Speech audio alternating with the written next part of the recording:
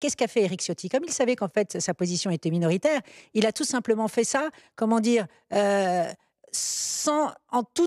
en escamotant la réalité en fait, parce que visiblement dans la nuit de dimanche, à 2 heures du mat, visiblement il avait d'ores et déjà conclu des accords, alors que le lendemain, il avait rendez-vous dans le bureau de Gérard Larcher et Bruno Retailleau. Donc est-ce que vous vous rendez compte qu'on modifie, qu'on transforme une ligne politique d'un parti sans même consulter les responsables politiques? Donc cette situation, elle est ubuesque, elle est dramatique, Oui. elle fait même presque pitié en fait, à regarder. Moi, ça me rend triste de voir que ce parti politique qui a dominé la Ve République, qui a donné 5 présidents à la France, soit aujourd'hui comme une espèce de paillasson au service d'une ambition personnelle, celle de la mairie de Nice et d'Éric Ciotti, qui a une obsession, c'est de devenir ministre, il faut le dire. Ouais. Hier, la CNI, la Commission nationale d'investiture, a été réunie à 17h par votre parti.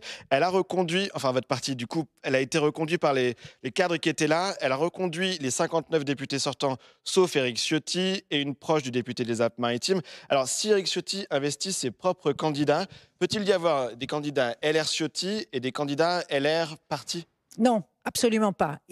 S'il y a des candidats estampillés RN, ils auront de fait et impérativement un candidat LR face à eux. Ça, il est hors de Et question. la marque LR, vous êtes sûr d'en être propriétaire? Oui, oui, complètement. De toute façon, aujourd'hui, Éric Ciotti a été exclu du parti. Il ne peut plus parler au nom des LR. Mais vous savez, c'est une énorme escroquerie, ce qu'a fait Éric Ciotti. Parce qu'en fait, c'est une coquille vide. Il n'y a qu'un seul député. Il y a 48 heures, il nous disait qu'il y aurait des dizaines de députés. Finalement, il n'y en a qu'une seule, c'est sa voisine de Nice. Non mais attendez, c'est important de le dire. En fait, le RN s'est fait totalement enfumer par Éric Ciotti. Aujourd'hui, il arrive sans troupe. C'est une coquille vide. Je sais qu'il a passé son temps à appeler des anciens collègues députés pour les supplier presque d'accepter d'avoir en fait l'étiquette RN, et beaucoup d'entre eux ont refusé. Donc encore une fois, je le redis, c'est une énorme arnaque, Oui. c'est un énorme coup de bluff, et je pense que Jordan Bardella et Marine Le Pen ont dû réaliser à quel point ils s'étaient fait avoir. Il y a une